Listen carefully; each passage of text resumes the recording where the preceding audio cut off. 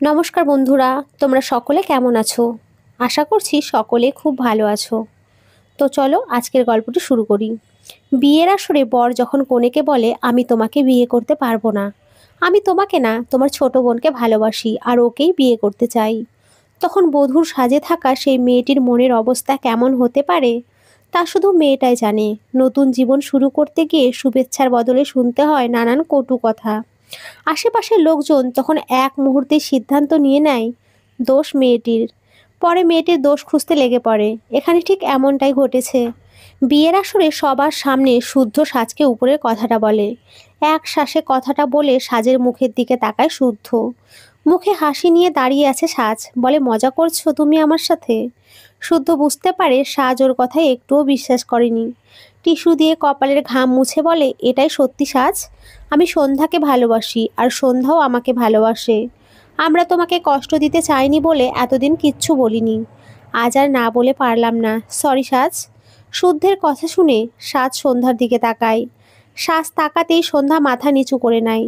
সাজ দুই পা পিছিয়ে যায়। সন্ধ্যা ছুটে এসে সাজকে ধরতে নিয়ে সাজ ওকে আটকে দেয়। খবরদার না, একদম এদিকে আসবি না। তোমরা আমার পিঠে ছুরি না মারলেও পারতে। সন্ধ্যা, তুই চল আমার সাথে। এমন মুহূর্তে সন্ধ্যার এমন শান্ত হয়ে থাকাটা কারোরই বোধগম্য নয়। যার জীবনে এত সুন্দর একটা দিনে এত বিশ্রী এত ভয়ঙ্কর একটা ঘটনা ঘটে, সে কি করে এতটা শান্ত থাকতে পারে? 30-40 মিনিট পর সাজ আর সন্ধ্যা দুজনেই আসে। সবাই অবাক চোখে তাকিয়ে আছে ওদের দিকে। কনের সাজে সন্ধ্যা এসেছে আর একটা সুন্দর শাড়ি পরে আসে সাজ। নাও শুদ্ধ, তোর সন্ধ্যাকে। তুমি তো জানো শুদ্ধ, আমি স্বার্থপর নই। না, আমি নিজের ছোট বোনের ভালোবাসাকে তার থেকে কাটতে পারবো না। আমি আমার ভালোবাসার মানুষের থেকে তার ভালোবাসার মানুষকে কাটতে পারবো না। এসব কথা পরে হবে। কাজী সাহেব, বিয়ের কাজ শুরু করুন। এমনিতেই অনেক দেরি হয়ে গেছে। যেমনভাবে সাজের বিয়ে হবার কথা ছিল ঠিক সেইভাবেই সন্ধ্যার বিয়ে হয়েছে। কারো মুখ দেখে বোঝার উপায় নেই এখানে কোণে বদল হয়েছে। না বরের পরিবারের কারোর, না কনের পরিবারের কারোর। দুই পরিবারের লোকেদের মুখ দেখে মনে হচ্ছে যেন কিছুই হয়নি। মনে হচ্ছে এটাই হওয়ার কথা ছিল। সবার হাসি মুখের দিকে তাকিয়ে দীর্ঘশ্বাস ফেলে সাজ। হাসি মুখে এগিয়ে যায় শুদ্ধ আর সন্ধ্যার দিকে। একটা মিষ্টি দুজনকে খাইয়ে দেয়। ওদের দুজনকে দেখে একটুও অনুতপ্ত মনে হচ্ছে না। সবাই কি সুন্দর আনন্দ করছে। বিদায়ের সময় সন্ধ্যা সাজকে জড়িয়ে ধরে অনেক কাঁদে। আপু, পারলে আমাকে ক্ষমা করে দিস। ক্ষমা চাওয়ার মতো কোনো কাজ তো তোরা করিসনি। তাছাড়া ক্ষমা তো আমার চাওয়ার কথা। আমি তোদের মাঝে এসেছি, তোরা আমাকে ক্ষমা করে দিস। সাজের কথা শুনে শুদ্ধ হাসে। তোমাকে কি বলে যে ধন্যবাদ দেব বুঝতে পারছি না সাজ। আমরা তোমার কাছে চিরকৃতজ্ঞ থাকব। শুদ্ধের কথা শুনে হালকা হেসে ওঠে সাজ। তোমাদের ভালো থেকো, সুখে থেকো। নাও এবার তোমার হাতটা দাও তো শুদ্ধ। কেন? দাও, তারপর বলছি। শুদ্ধ সাজের দিকে হাত এগিয়ে দেয়। সাজ এক হাতে শুদ্ধ, অন্য হাতে সন্ধ্যার হাত নিয়ে হাত দুটোকে মিলিয়ে দেয়। আমার বোনের খেয়াল রেখো। ও সরি, ভুলে গেছিলাম, তোমাদের তো লাভ ম্যারেজ। খেয়াল তো অবশ্যই রাখবে, তাই না? চিন্তা করো না, আমি সন্ধ্যার খেয়াল রাখবো। কখনো কষ্ট পেতে দেব না, তাই যেন হয়। সন্ধ্যার বিদায়ের সময় ওর বাবা মা অনেক কাঁদে আর সাজ ঠায় দাঁড়িয়েছিল। ওই গাড়িতে ওর থাকার কথা ছিল, যা হলো সব উল্টো হলো। চাইলেই সাজ যা নিজের তা নিজের করে পেতে পারতো। পেছন থেকে সাজের কাঁধে হাত রাখে টিয়া। সাজের বেস্ট ফ্রেন্ড আর কাজিন, ছোটবেলা থেকে একসাথে বড় হয়েছে ওরা। ভেতরে যাবি না? তা তো যাব, কিন্তু তুই এখানে কি করছিস? বাড়িতে যাব তাই এলাম। একটা প্রশ্ন করব, যদি কিছু মনে না করিস? হ্যাঁ কর, এটা আবার জিজ্ঞেস করতে হয় নাকি? এই বিয়েতে তুই হ্যাপি তো? কি যে বলিস না তুই। আমার বোনের বিয়ে হয়েছে আজ, আমি খুশি হব না তো কে হবে রে বল? আমি আজ বাড়ি যাব না, তোর সাথে আজ আমি থাকবো। চল ভেতরে চল। কাকি কিছু বলবে না তো? আমার মা তোর মায়ের মতো না রে। চল ভেতরে চল। কয়েকদিন বেশ ধকল গেছে, রেস্ট নিবি চল। গভীর একটা দীর্ঘশ্বাস নিয়ে বাড়ির ভেতরে পা রাখে সাজ। সাজের মায়ের রুম থেকে কান্নার আওয়াজ আসছে। সাজ সেদিকে পা বাড়াতে নিলে টিয়া আটকে দেয়। আটকালি কেন? ওনাদেরকে ওনাদের মতো থাকতে দে। ওনাদের কথা কয়েকদিন ভাবা বাদ দে তো। ওরাই তো আমার সব। এবার সরলতা বাদ দে সাজ, অনেক হয়েছে। এই এদের জন্য তুই ভাবছিস, যারা আজ এত কিছু হবার পরেও তোর পাশে না দাঁড়িয়ে সন্ধ্যার বিয়েতে আনন্দ করছে। কতটা স্বার্থপর এরা। আসতে বল, শুনতে পাবে। শুনুক, আজ ওদের শোনা উচিত। প্রতি মাসে মোটা অঙ্কের টাকা এদের হাতে তুলে দিয়ে সবচেয়ে বড় ভুল করেছিস তুই। এরা তোকে ওদের মেয়ে না, এটিএম মনে করে। আমার মনে হয় কি জানিস সাজ, আজ যে এত কিছু হলো সবটা তোর বাবা মা আগে থেকেই জানতো। আর সন্ধ্যাও তো ছোটবেলা থেকেই তোর পছন্দের জিনিস কেড়ে নিয়েছে। তোর তখন দিদি বলেই আজও এমন কাণ্ডটা ঘটালো। তোর জায়গায় আমি হলে এদের মতো সুবিধাবাদী লোকেদেরকে ছুঁড়ে ফেলে দিতাম। ছি, এমন বাবা মা যেন কারোর না হয়। এরা বাবা মা নামের কলঙ্ক। সাজ আর সহ্য করতে না পেরে টিয়াকে চড় মেরে দেয়। চুপ কর টিয়া, ওনারা আমার বাবা মা। আমার বাবা মাকে নিয়ে কোনো রকম বাজে কথা আমি সহ্য করব না। টিয়া আর সাজের কথা শুনে সবাই বাইরে আসে। তুই এদেরকে তোর আপনজন বলিস তাই না? তাহলে আজ বিয়ের আসরে শুদ্ধ যখন তোকে কথাগুলো বলল, তখন কেউ কেন তার প্রতিবাদ করলো না? এমনকি কাকা মানে তোর বাবাও না, যেখানে তুই নাকি তার চোখের মণি, সেও কিছু বলল না, ঠায় দাঁড়িয়েছিল। পরে শুদ্ধর বাবার সাথে সে কি হাসাহাসি। এই নাকি আবার বাবা। আর কতদিন চোখে কালো কাপড় বেঁধে রাখবি সাজ? এবার তো কালো কাপড়টা সরিয়ে পৃথিবীটা দেখ। এবার তো নিজের কথাটা ভাব। আজ প্রমাণ হয়ে গেল এই পৃথিবীতে কেউ কারোর নয়, এমনকি নিজের জন্মদাতা বাবা আর জন্মদাত্রী মাও না। চুপ কর টিয়া, চুপ কর, আমি আর সহ্য করতে পারছি না। শুদ্ধর কথা যখন সহ্য করতে পেরেছিস তখন আমার কথাও তোকে সহ্য করতে হবে। প্লিজ সাজ, সবটা বুঝেও অবুঝের মতো থাকিস না। যে তোর জন্য ভাবে তুই তার জন্য ভাব। সাজ কিছু না বলে নিজের রুমে গিয়ে দরজা বন্ধ করে দেয়। মানব জীবন বড়ই অদ্ভুত। মানব জাতি কিশোরকালে যৌবনকালে মরীচিকার পেছনে ছোটে, আর জীবনের শেষ ধাপে এসে বুঝতে পারে তারা এতকাল কি ভুল করেছে। যদি আগে বুঝতে পারতো তাহলে হয়তো জীবনটা আরও সুন্দর হতো। সাজের রুম থেকে কান্নার আওয়াজ আসছে আর টিয়ার মুখে হাসি ফুটেছে। কে কার ভালো চায় আর কে ক্ষতি চায় তা বোঝা সত্যিই মুশকিল। বধূ বরণের বেশ বড় আয়োজন করা হয়েছে শুদ্ধদের বাড়িতে। সন্ধ্যাকে বেশ আদরের সঙ্গে বরণ করেন শুদ্ধের মা। তিনি আগে থেকেই চাইতেন সন্ধ্যা যেন তার পুত্রবধূ হয়, কিন্তু কোনো কারণে সেটা হয়নি। এবার তার মনের স্বাদ পূরণ হয়েছে। নতুন বউয়ের মুখ দেখে তিনি গলার হার, হাতের বালা, কোমরের বিছা, আংটি পরিয়ে দিয়েছেন, সবগুলো সোনার। আত্মীয়দের মধ্যে কয়েকজন কানাঘুষা করছে। বিয়ে করতে গেল যেই মেয়েকে আর বিয়ে করে নিয়ে এলো সেই তার ছোট বোনকে। কি কাণ্ড রে বাপু! আমার মনে হয় সেই মেয়ের কোনো দোষ আছে, না হলে এমনটা হবে কেন বলো? আমি তো শুনেছি 1 বছর আগেই নাকি শুদ্ধের সাথে সেই মেয়ের আংটি বদল হয়েছিল। দেখ, মেয়ে হয়তো অন্য কোনো নাগর জুটিয়েছে, তাই মেয়ের বাবা মা ছোট মেয়েকে গছিয়ে দিয়েছে। আমার কিন্তু অন্য কিছু মনে হচ্ছে। তোমার আবার কি মনে হচ্ছে? শুদ্ধের মাকে দেখে মনে হচ্ছে এই বউকে পেয়ে সে খুব খুশি, যেন এই মেয়ের সাথে বিয়ে ঠিক হয়েছিল। এদের কাণ্ড কারখানা কিছুই বুঝতে পারছি না। দেখি কি হয়। দূর থেকে নিজের মায়ের এসব কাণ্ড দেখে ভ্রু কুঁচকে তাকিয়ে আছে নম্রতা। নম্রতা শুদ্ধর ছোট বোন। বিয়ের আসরে অমন বৃষ্টি কাণ্ড ঘটার পর ও বাড়িতে চলে আসে। মাকে সবটা জানায়, কিন্তু ওর মা সবটা শুনে খুশি হয়। মা, তোমার কথা শুনে মনে হচ্ছে তুমি আগে থেকে সবটা জানতে।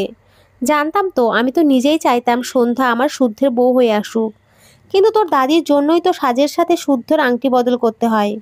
মা, তুমি একজন মা হয়ে এমনটা কি করে করতে পারো? আমি কিচ্ছু করিনি। জেনে শুনে নিজের ছেলেকে কষ্ট দিতে পারবো না, তাই বলে এসব বিয়ের আসরে না করলে কি চলছিল না? এই কথাগুলো তো বিয়ের ডেট ফিক্সড হওয়ার আগেই বলতে পারতে। দেখ নম্র, তোর এত কথার উত্তর দিতে পারবো না, যা তো এখান থেকে। আমার বৌমা আসবে, অনেক কাজ বাকি। নম্রতা আর কিছু না বলে চলে যায়। বিরক্ত লাগে ওর মা বাবা আর ভাইয়ের প্রতি। শুদ্ধর ডাকে ওর ধ্যান ভাঙে। নম্র সন্ধ্যাকে ঘরে নিয়ে যা, ও অনেক টায়ার্ড। নম্রতা বেশ কড়া গলায় বলে, তোর ভালোবাসার বউকে তুই নিয়ে যা। এর প্রতি আমার কোনো ইন্টারেস্ট নেই। একটা কথা সবাইকে বলে দিচ্ছি, এই মেয়েটার ব্যাপারে কোনো কথা আমাকে বলতে আসবে না। নম্র, কি বলছিস তুই এসব? ও তোর ভাবি। ভাবি মাই ফুট! একে তো আমি মানুষ বলেই মনে করি না। নম্রতার কথায় সবাই অবাক হয়। যে মেয়েটা ভাইয়ের বিয়ে নিয়ে এত এক্সাইটেড ছিল, সে আজ এমন কথা বলছে। সন্ধ্যার চোখ থেকে কয়েক ফোঁটা পানি গড়িয়ে পড়ে। তা দেখে শুদ্ধর মা পুরো তেলে বেগুনে জ্বলে ওঠে।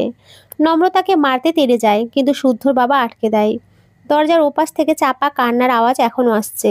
সাজের বাবা মায়ের যেন কোনো হেলদোল নেই।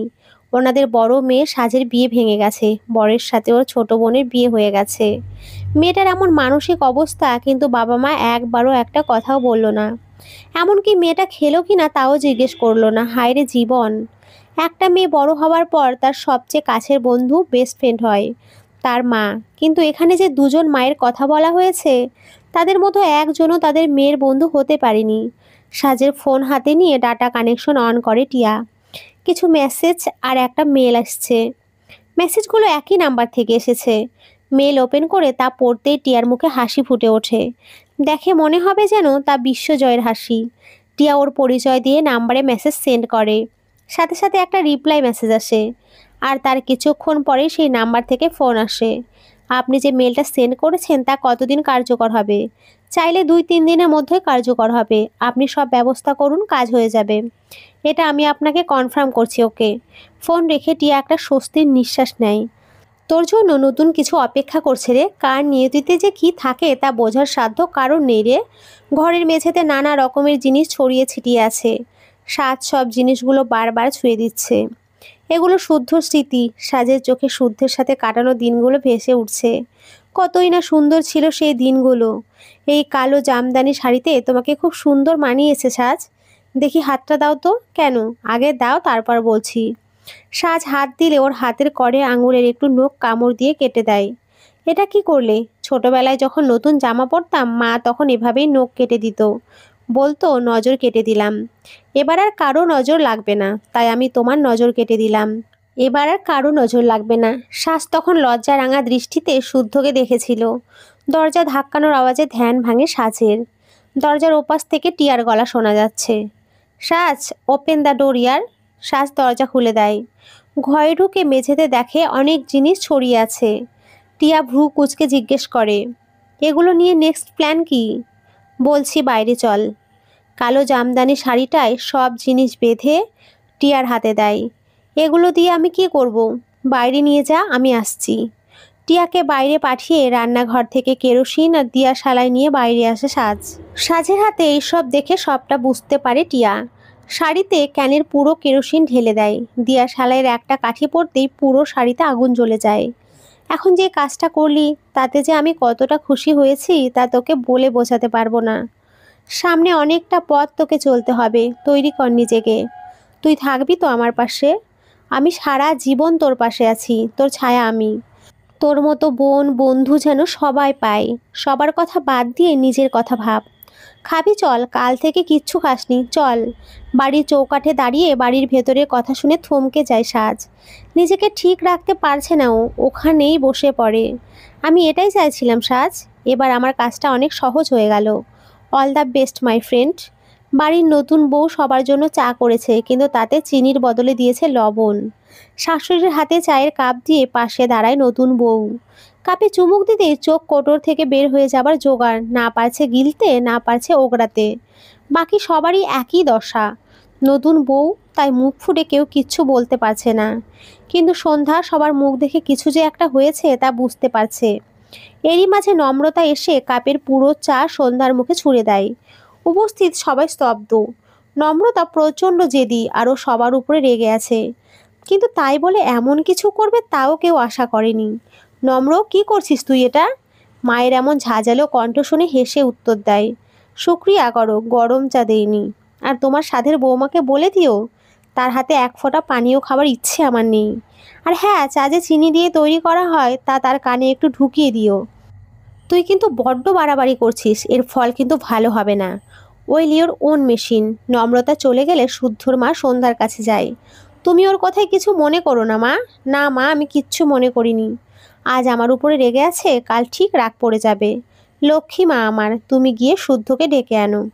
ভাগ্যিস শুদ্ধ আর সন্ধ্যা ঠিক সময়ে সব বলে দিয়েছিল। না হলে কি যে হতো। সাজের মা, আমার কি কাজটা ঠিক করলাম? সাজ যদি জানতে পারে আমাদের খারাপ ভাববে, ও কিছু জানতে পারবে না। আর জানলেও বা কী বা করতে পারবে? তাছাড়া ও করতে পারেই বা কি? সারা জীবন তো শুধু লেখাপড়া, ঘরকন্নার কাজ, আর বছর চারেক হলো চাকরি, এই তো। আমাদের অন্তত সাজের বিয়ের সাজে সাজার আগে সন্ধ্যার সত্যিটা বলা উচিত ছিল। বেচারি কত কষ্টই না পেল। রাখো তো তোমার কষ্ট। বিয়ে ভেঙেছে, বিধবতা হয়নি, কপালে থাকলে বিয়ে করতে পারবে। সন্ধ্যা শুদ্ধকে ভালোবাসে, তা তো তোমার শুদ্ধর সাথে সন্ধ্যার বিয়েতে রাজি হয়েছে। শুধু সন্ধ্যা কেন, শুদ্ধও তো সন্ধ্যাকেই ভালোবাসে। একটা কথা মনে রেখো, আমরা কোনো ভুল করিনি। আর সাজকে বলে দিও পরের মাস থেকে যেন সংসারের খরচের টাকাটা যেন বেশি দেয়। এই বাজারে ও যা দেয় তাতে তো হয়ই না। তুমি শুধু সন্ধ্যার কথাই ভাবলে, সাজের কথা ভাবলে না। এই কথা তুমি বলতে পারলে? ওকে যে খাইয়ে পরিয়ে এত বড় করলাম তা কিছু না? ওকে যে জন্মের পর লবণ খাইয়ে মেরে ফেলেনি এই ওর ভাগ্য। মুখ পুরি জন্ম নিতে না নিতেই আমার বাবা মাকে খেয়ে নিয়েছে। ওকে যে বাঁচিয়ে রেখেছি এটাই বাপ বেটিতে শুকরিয়া করো। বাবা মায়ের কথা শুনে সাজের মুখ বন্ধ হয়ে গেছে। ওর সমস্ত ভাবনা চিন্তায় এলোমেলো হয়ে গেছে। টিয়া সাজের মুখের দিকে তাকিয়ে আছে, বুক ফেটে কান্না আসছে ওর। ছোটবেলা থেকে সাজের সাথে ওর ছায়া হয়ে রয়েছে। সাজের মা যখন রেগে গিয়ে সাজকে খেতে দিত না, তখন টিয়া ওর ভাগের খাবার সাজের সঙ্গে ভাগ করে নিত।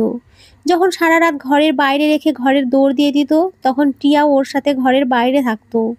টিয়ার এমন কর্মকাণ্ড নিয়ে ওর মায়ের কোনো সমস্যা না থাকলেও সাজের মায়ের বেশ সমস্যা ছিল। তিনি সাজের প্রতি অন্যর এত আদর, এত খেয়াল কিছুতেই সহ্য করতে পারতো না। সাজের জন্মের 7 দিনে দিন ওর নানা নানি ওকে দেখতে আসছিল। তখন এক অ্যাক্সিডেন্টে সাজে তারা মারা যায়। সেই থেকে সাজের মা এটা মনে নিয়ে বসে আছেন যে তার মা বাবার মৃত্যুর কারণ সাজ ও অপয়া অলক্ষী। সেদিন থেকে শিশু সাজকে সে দুধ খাওয়ানো বন্ধ করে দেয়। ক্ষুধা পেলেও সাজ কাঁদতো, কিন্তু ওর মা ফিরেও তাকাতো না। তখন টিয়ার মা সাজকে দুধ দিত, এটা সাজের মা কিছুতেই সহ্য হতো না। কয়েকবার তো সাজকে মারতে গেছিল, কিন্তু প্রতিবারই সে কাজে সে ব্যর্থ হয়। সবাই ওর মার থেকে ওকে দূরে রাখতো। টিয়া আর ওর মায়ের সাথে সাজের এত সখ্যতা সে সহ্য করতে না পেরে সাজের মা সংসারের হাঁড়ি আলাদা করে দেয়। আর তারপরে শুরু হয় সাজের প্রতি অমানবিক অত্যাচার। ঠিক মতো খেতে দিত না, ঘুমাতে দিত না, সারা দিন কাজ করাতো, স্কুলেও যেতে দিত না, পড়তে দিত না। তাও বহু কষ্টে সাজ ওর লেখাপড়া চালিয়ে যেত। এত কিছুর পরেও সাজ মুখ ফুটে কিচ্ছু বলতো না, হাসি মুখে সবটা মেনে নিত। কেউ কিছু বলতে বলতো, উনি আমার মা, আমি ওনার কথার অবাধ্য হতে পারবো না, আমি ওনাকে অনেক ভালোবাসি। একটা সময় সাজের বাবা ওর থেকে মুখ ফিরিয়ে নেয়, লেখাপড়ার কোনো খরচ দিত না। টিউশনি করিয়ে আর উপবৃত্তির টাকা দিয়ে নিজের লেখাপড়া চালিয়েছে। অবশ্য তার থেকে অনেকটা টাকা ওর মায়ের হাতে তুলে দিতে হয়েছে। টাকা না দিলে 3 বেলার 2 বেলা খাওয়া বন্ধ। কিন্তু সন্ধ্যার ক্ষেত্রে হয়েছে পুরো উল্টো। সাজ যতটা কষ্ট করেছে তার চেয়েও 10 গুণ বেশি সুখ সন্ধ্যা পেয়েছে। ওকে কখনো বুঝতে দেওয়া হয়নি কষ্ট কি, যথেষ্ট আদরে একে বড় করা হয়েছে। কখনো 1 গ্লাস পানি নিজে হাতে গড়িয়ে খেতে হয়নি। কথায় আছে না, অভাগা যেদিকে তাকায় সেদিকে সাগরও শুকিয়ে যায়। এখানে সাজেরও হয়েছে সেই একই অবস্থা। ওর সাজ, ভেতরে চল। কেন যাব? ওখানে কেউ আমাকে চায় না রে। আমি কখনো কাউকে সুখী রাখতে পারিনি, যেখানেই গেছি সেখানেই কষ্ট নিয়ে গেছি। বেঁচে থেকে কি হবে আমার? সবাই কষ্ট পাবে আমার জন্য। পাবে বলছি কেন, পাচ্ছে তো। সবার কষ্টের দায় তোর নয়, তোর থেকে যদি কেউ কষ্ট পায় সেটা তার সমস্যা। তোকে আমি আগেও বলেছি, অন্ধের মতো কাউকে ভরসা করিস না। যাদের ভরসা করবি তারাই তোর পিঠে ছুরি মারবে, যেমন তোর বাবা মা, সন্ধ্যা আর শুদ্ধ। এত ভালোবাসা দিলি এদের, কিন্তু কোনো লাভ হলো কি? সন্ধ্যা তো জানতো তুই শুদ্ধকে ভালোবাসিস, তাহলে ও এমনটা করলো কি করে? আমি আর কিচ্ছু ভাবতে চাই না রে। তোকে আর কিচ্ছু ভাবতে হবে না, যা ভাবার সব আমি ভেবে নিয়েছি। কি ভেবেছিস তুই? তার আগে বল, আমার উপরে কি তোর ভরসা আছে? আগে আমাকে কথা দে, আমি যা বলবো তুই কোনো প্রশ্ন ছাড়া সবটা মেনে নিবি। আচ্ছা। নতুন বর বউকে নিয়ে বসার ঘরে আড্ডার আসর জমানো হয়েছে। সবাই গোল হয়ে বসেছে, নম্রতাকে জোর করে আনা হয়েছে। কাজিনদের একের পর এক প্রশ্ন শুদ্ধ আর সন্ধ্যার নাজেহাল অবস্থা। তুমি বর সন্ধ্যার সাথে আপনার প্রেম কাহিনীটা একটু বলুন, আমরাও শুনি। সন্ধ্যাকে প্রথম দেখাতেই আমার চোখ আটকে গেছিল। যাকে বলে লাভ অ্যাট ফার্স্ট সাইট। তারপর কথা পড়ে ভালো লাগা থেকে ভালোবাসা, আর এখন বিয়ে। তা হ্যাঁ রে শুদ্ধ, তোর লাভ অ্যাট ফার্স্ট সাইট কয়বার হয় রে? এক কাজিনের এমন প্রশ্নে পুরো আসরে হাসির রোল পড়ে যায়। লজ্জায় মাথা নিচু হয় শুদ্ধ সন্ধ্যা দুজনেরই। এরপর এক একজনের এক এক রকম খোঁচা দেওয়া কথা শুরু হয়। শুদ্ধ আর সন্ধ্যা চাইলেও ওখান থেকে বের হতে পারবে না। ভাই শুদ্ধ, তোকে দেখলে বোঝা যায় না তুই এত চালু। একসাথে 2 বোনকেই নাচালি? কিভাবে করলি সেই ট্রিক্সটা আমাদেরও একটু বল।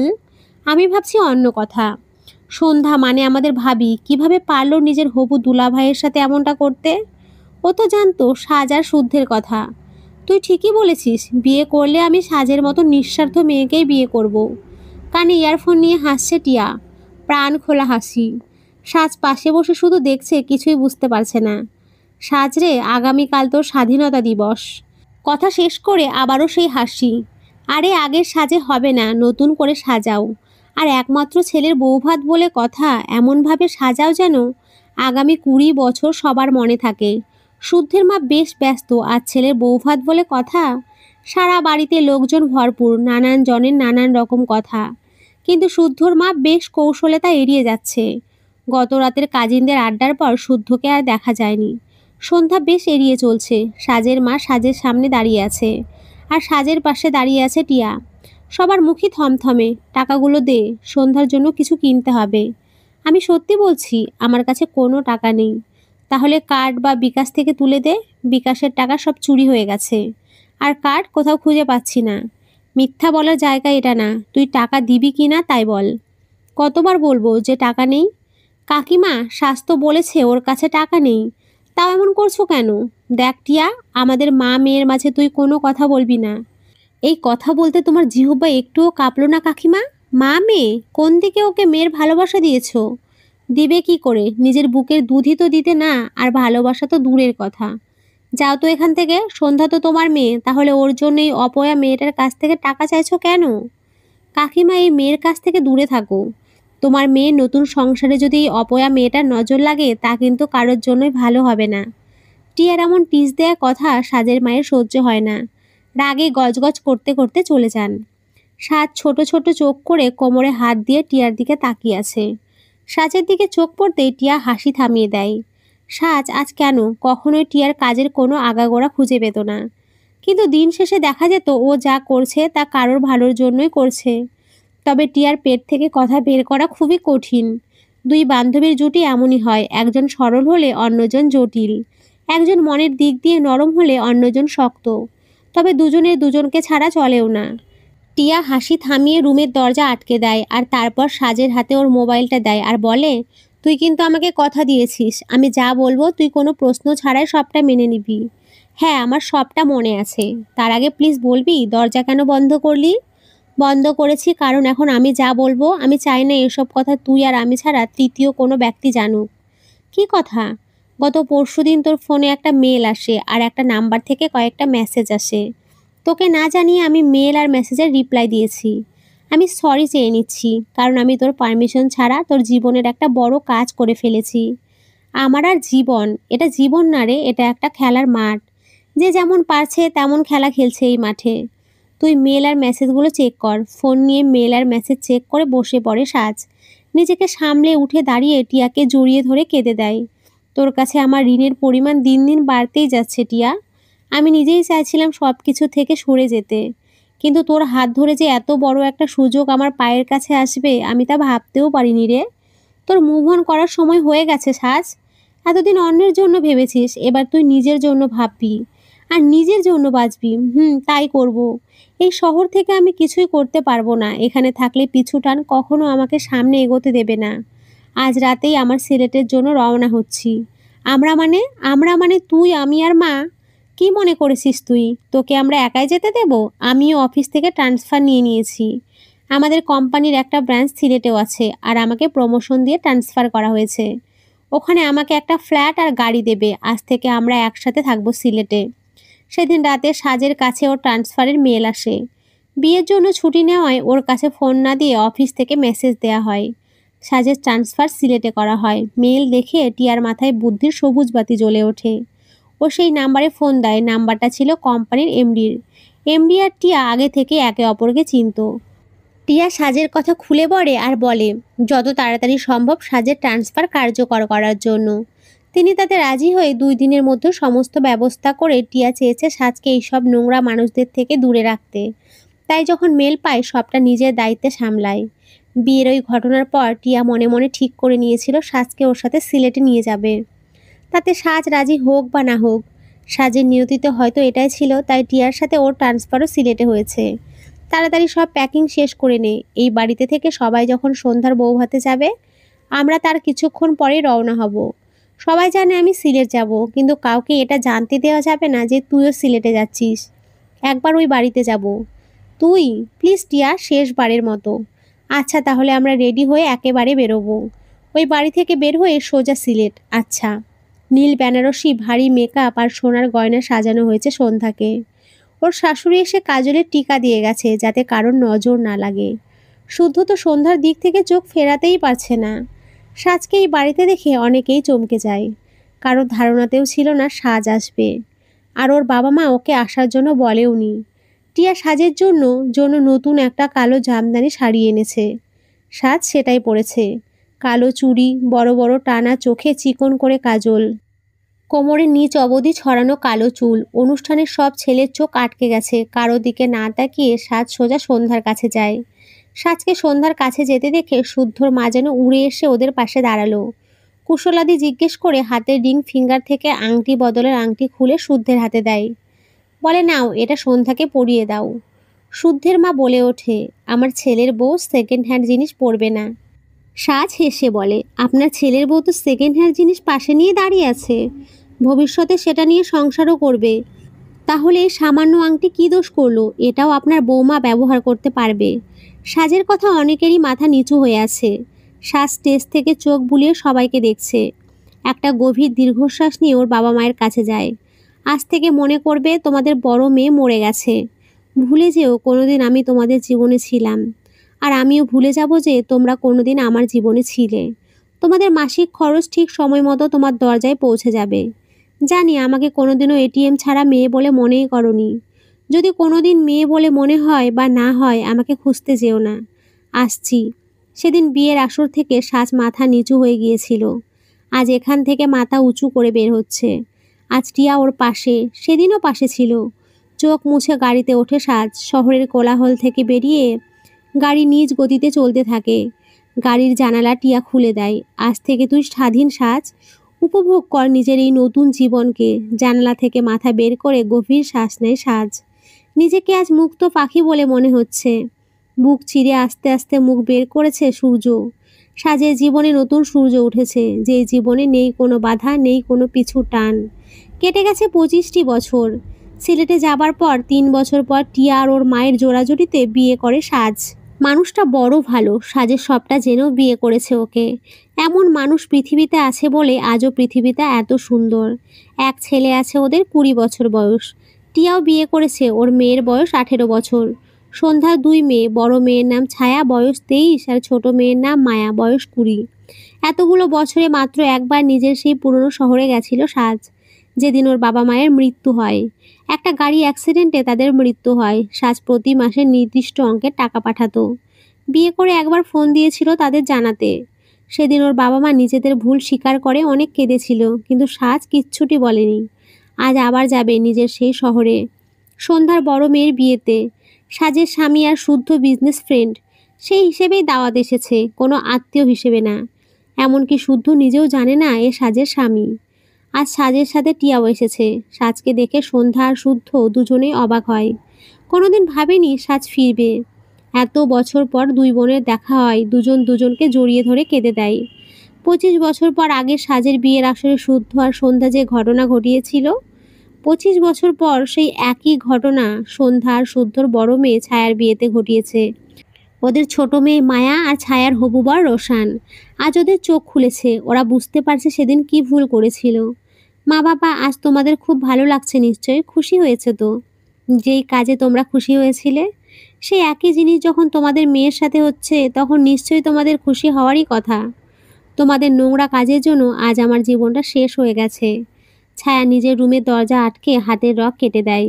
অতিরিক্ত রক্তক্ষরণের জন্য ছায়ার মৃত্যু হয়। সন্ধ্যা সাজের পা ধরে ক্ষমা চায়। টিয়া ওকে নিয়ে আসার জন্য ওর হাত ধরার আগে সাজের স্বামী ওর হাত ধরে নিয়ে আসে। টিয়া হালকা হেসে ওদের সাথে পা বাড়ায়। প্রকৃতি কাউকে ছাড় দেয় না। তুমি যেই কাজ করবে তার ফল তোমাকে এখানেই পেতে হবে। শুদ্ধ সন্ধ্যায় 25টি বছর খুব সুখে কাটিয়েছে। কখনো ভাবেনি এমন কিছু হবে। শেষ বয়সে এসে এত বড় একটা ধাক্কা পেল ওরা। ওদের নিয়তিতে এটাই পাওনা ছিল। এটাই রিভেঞ্জ অফ নেচার। এটাই নিয়তি। তো বন্ধুরা, গল্পটি কেমন লাগলো? তোমরা সকলে খুব ভালো থেকো, সুস্থ থেকো। সকলকে অসংখ্য ধন্যবাদ। নমস্কার বন্ধুরা, খুব ভালো থেকো।